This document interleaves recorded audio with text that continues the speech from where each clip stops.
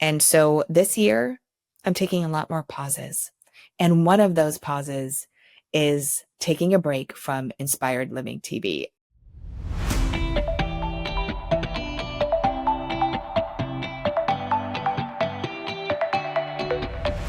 Hello, and welcome back to Keeping It Real with Carrie. Yes, another episode so soon because I'm spilling the tea. In fact, I am coming clean on my 5 lessons at 50 episode. Okay, you're going to laugh. I have been on camera for over 30 years. Been teaching entrepreneurs how to use video for going on 14. And I looked back at that episode and I cringed. It was cringy. I'm like, what was I doing? Like, I wanted my 50th birthday video to be something profound.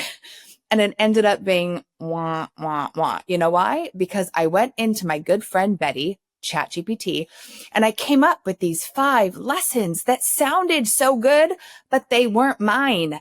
And so I did the thing I tell you never to do, which is be in your head. When it comes to video, you cannot be in your head and your heart at the same time. And when I watched it back, I was obviously looking at my notes and I was trying to play it off like I was just talking to you, but you knew I wasn't. And that is the key, right? If you didn't listen, because you can hear the difference as well as see the difference to that episode, go back. And you're welcome. I gave you the greatest example of what not to do. Because every time you look away, every time you're thinking about your words, you're breaking trust. You're breaking rapport. And I'm like, Carrie, what in the world are you doing?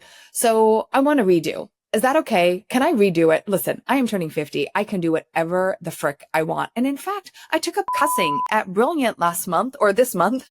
I ended up cussing and it's so funny. For no other reason, I just am not a big cusser.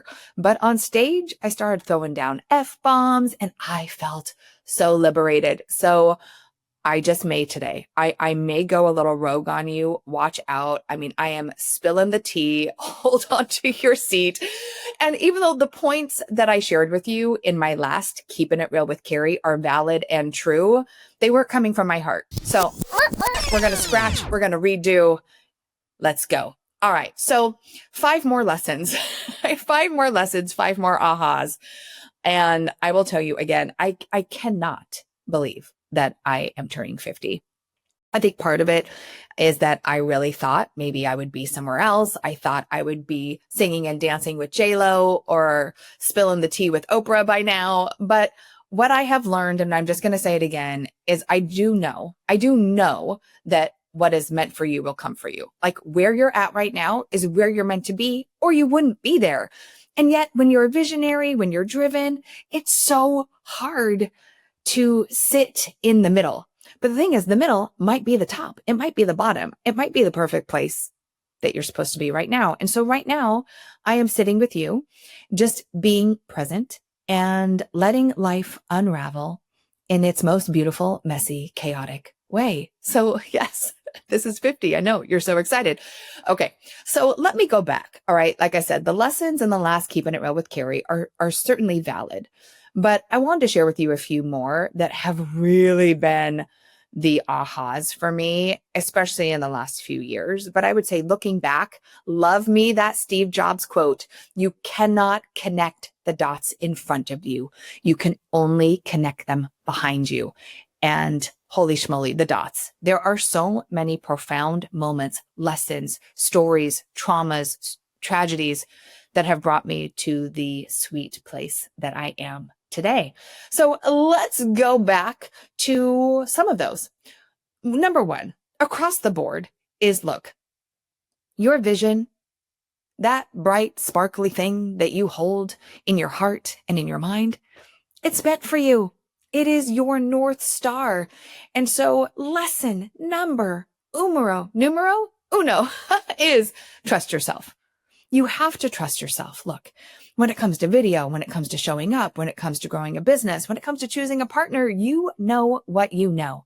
And you know more than anyone what you're good at, what you're talented in, what you want to do, what you're settling for. And throughout my entire life, when I look back at where the breakdown was, it was because I did not trust myself. And there have been many, many times that I have questioned my intuition, and every time it bites me in the booty. In fact, I will never forget though how strong our intuition is. Like it really is our greatest God-given gift. And there have been so many moments in my life where I felt my angels around me. And when I listened, it was a holy moly moment. And I have one for you. So when I first moved to Los Angeles after I closed my talent agency, it was 2009. Feels like eons ago and just yesterday. And I had no idea where I was going to live. I short sold my home. I had to file bankruptcy. I packed up my car, which was a lease, and drove down to Los Angeles with my mom. Found some family on Craigslist that was originally from the Pacific Northwest, which is where I was from. And so I loaded up my car and drove to Hollywood. Now, when I got to the house, it was this beautiful old colonial house. It was actually Mr. Gillette's first house. And when I walked in, it was creepy. It was creepy. Like there was velvet, really heavy drapes on the windows. Like we're in Southern California.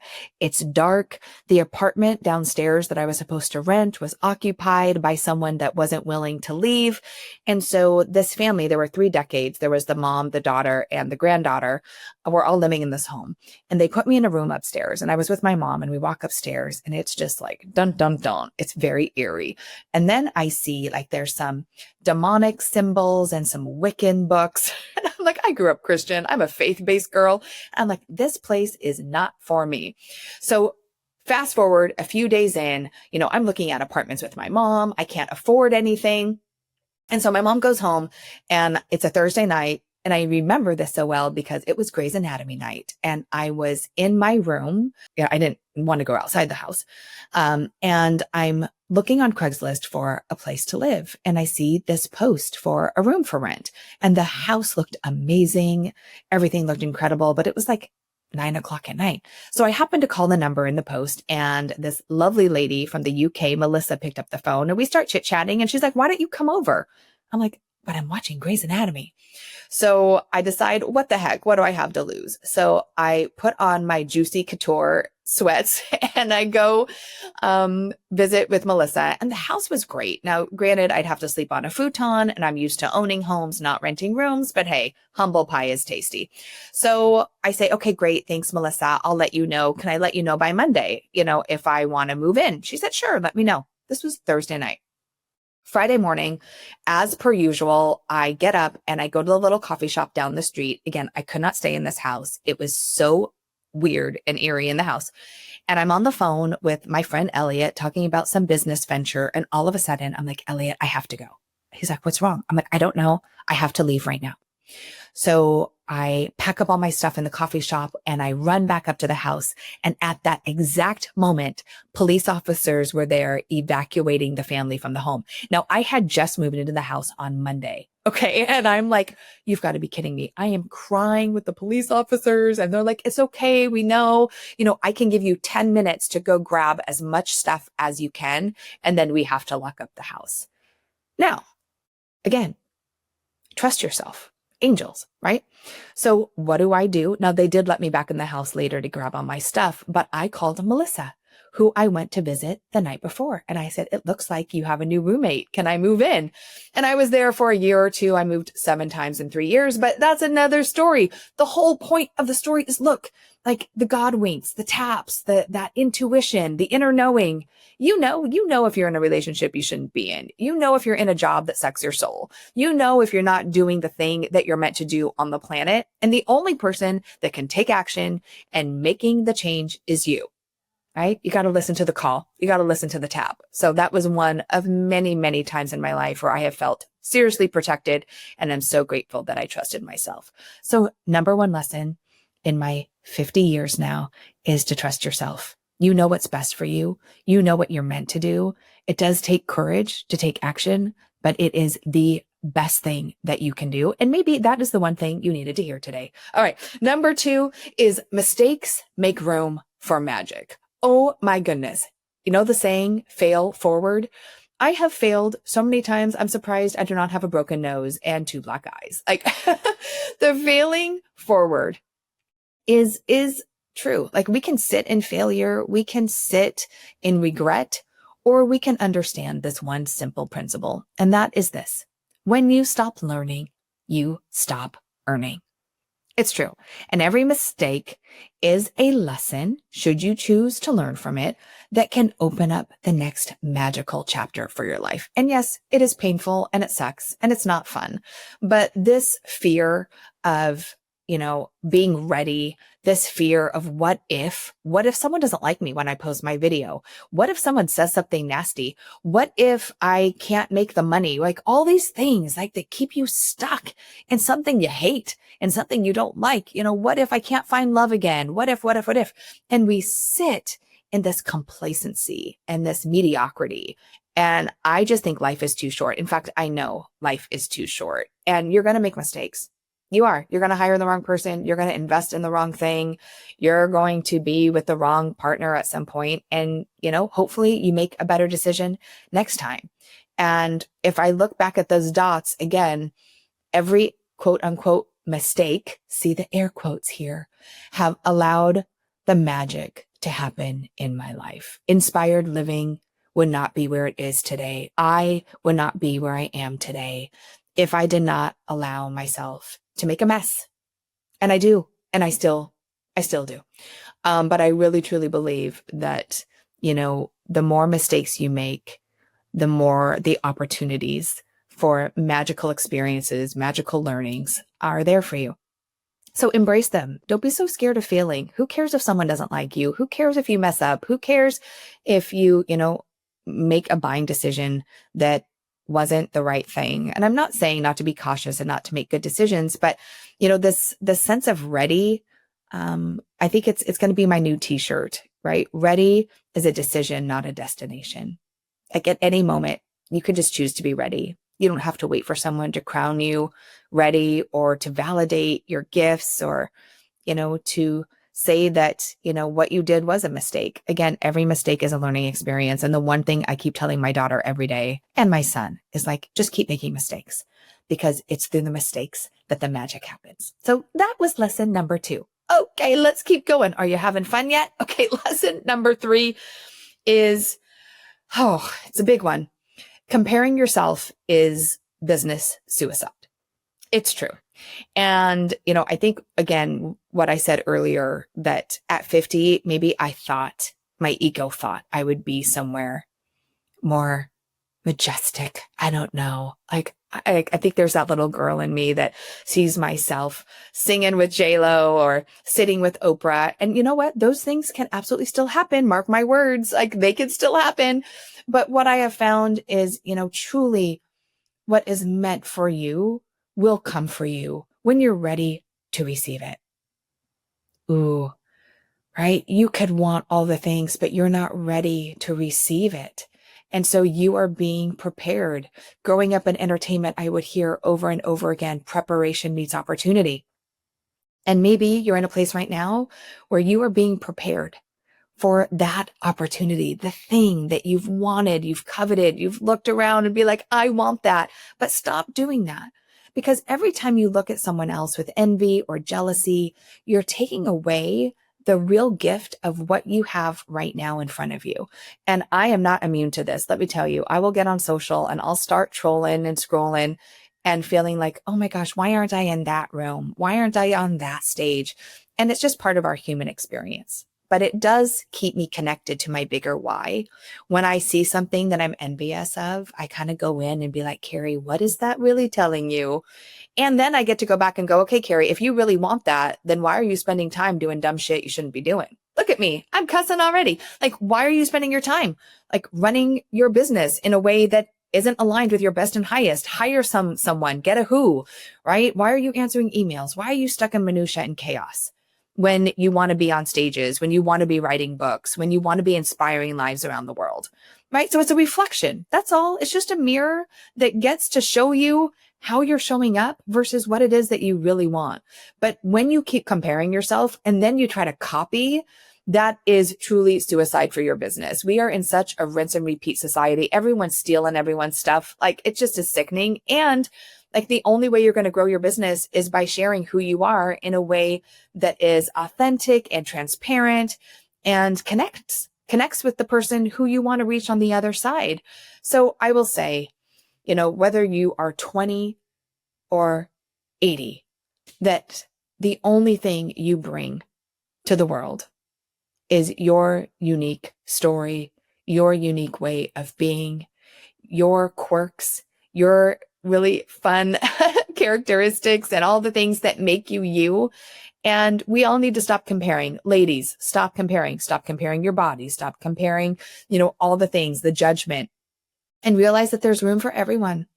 There is room for everyone. And when you can get over comparing and you start looking at how you can collaborate, that is when your life changed. That's when your circle of friends gets so rich and beautiful and juicy. I will say that is one thing I am so grateful for at this stage of my life, is my kick-ass, amazing girlfriends that are killing it in the world, that keep me grounded and keep me inspired and keep me in check. So you know who you are. If you're listening or watching, I love you so much, but stop comparing yourself. It's the death of you and your business. And the only thing that you can bring, learn from people, right? Learn from it, but don't compare yourself, and forge ahead. Forge ahead, my great friend, forge ahead. Okay. Lesson number 4. This is another big one. And it is celebrate your profit, not your revenue.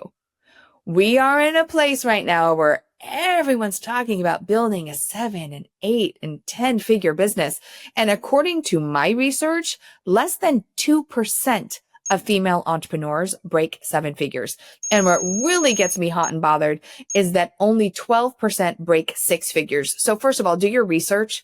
Really make sure that the people that you are following and investing in are walking and selling a map that they have literally journeyed on and voyaged through and walked through, right? So, but I will say that it's really easy to tout and to share top line revenue. I've done it, right? 2023 Inc. 5,000, 2024. 2023 was my biggest year in business. So 2024, we were named Inc. 5,000 fastest growing company. And that was amazing. And I'm going to be really honest, I wasn't profitable. I have not said that out loud. In fact, in 2024, we were down $1.5 million in revenue. So 2023, best year ever. 2024, WTF. And I will tell you what happened. And this is a lesson I am sharing. I'm being very transparent right now, which is not always easy, because I want you to know that making 7 figures and keeping 7 figures are two very different things. And when you're growing fast, which we did year after year, we kept growing by multiple 6 millions of dollars, 2020 to 2023. And I'm so grateful for that growth. But what happened was I got really excited about the growth and I kept hiring people. I hired a fractional COO. I hired a fractional CMO. At one point, I had 13 team members on my team. And I'm like, go inspired living. I was super proud of the team and being able to employ people and all the things. But what started to happen was there was a decline and a shift in the market, and we did not shift quick enough. We were doing things in 2024 that worked in 2023, but we're no longer getting the same ROI. And as a good CEO, when you start seeing that, you measure your metrics and you pivot quicker. That was a big mistake in 2024. We kept doing the things that were working, but were no longer yielding the same revenue and results. That was a tough lesson. But also some really tough lessons is that as my business and overhead grew, as my gross revenue grew, so did my expenses. So did my overhead.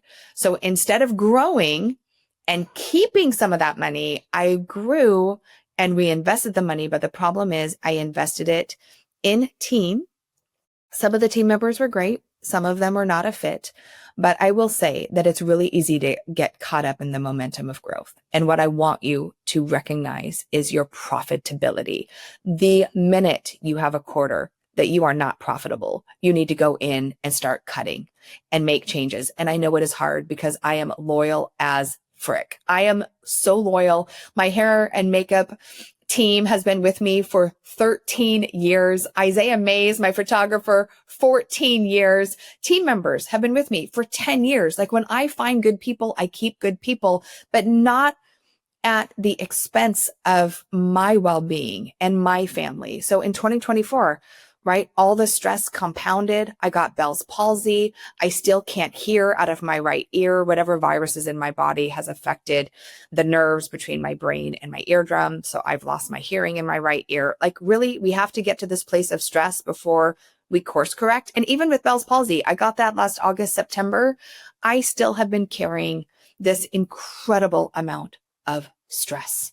So as your sister friend, as your sister in entrepreneurship, I need you to watch your bottom line. When you are not profitable, make decisions quicker and make sure you're hiring a team that's looking out for your best interest and not their own paycheck, right? If they're only in it for their own paycheck and for their own commission and things like that, right? Then the business isn't going to grow and they're not looking out for you. So make sure you're hiring smart and make sure that you're watching that bottom line. Okay. All right. I'm so glad 2025 is a better year. We're still, really digging our way out of 2024, but I hope that inspired you. I don't share that much, but it's important that I think, being transparent, you can make a lot of money and not keep a lot of money. And that's not inspired living. So that was a tough lesson that I will never hopefully make again, right? There's magic in the mistakes. Yes. Okay. The last lesson I want to share with you is this one. And that is there is real peace and power in pause. It's hard sometimes as a mom, as a partner, as a business owner, we are just going 24/7. And I get it, especially when you love the hustle. Like part of me is just addicted to the hustle. I've been an entrepreneur for 27 years. I don't know what I would do if my business wasn't constantly needing to be, iterated and be pivoting. Like, what would it look like if everything was peaceful and just running as it should? I don't know. There's therapy for that. I know. But what I want to share with you is there is real power. There is real power in saying, you know what? What was working is no longer working. We're going to pause and figure out our next. Or my central nervous system is out of whack and I cannot keep running on this treadmill. I'm going to pause. Or, taking a staycation, which I said I was committed to back in 2023. I think I said that, and I have not been so good. But I think that as you're growing and as you're evolving, you need to take a moment to breathe through it. And sometimes we're running so fast, we don't realize that we've ended up in a destination that maybe wasn't aligned with that big, beautiful vision that you've been holding. And I know for myself that, again, sometimes like running the race can feel like that constant adrenaline hit, but also your adrenals can be completely fatigued and worn out. And then what? And, you cannot be a good human. You cannot be a great mom. You can't be a great CEO when you are running on steam. And so this year, I'm taking a lot more pauses. And one of those pauses is taking a break from Inspired Living TV. I said it. I can't believe it, but I am. Look, 14 years. You go back to my first Inspired Living episode with Kevin Sorbo. It is a hoot. Oh my God. I look back. We were at a park in Beverly Hills. Kevin was a golf fan because I was a host on a golf show. He was a Facebook friend. I reached out and said, hey, Kevin, I'm launching Inspired Living. Would you be a guest on my show? And he said, yes. 14 years ago, millions of impressions and views later, I have decided to take a break. I was doing long form interviews way before they were a thing, way before podcasts were a thing. And I'm the type of person, when I see everyone doing something, I don't want to do it anymore. But it's not just that. I feel like my next is stepping into this next decade and stepping into this next chapter.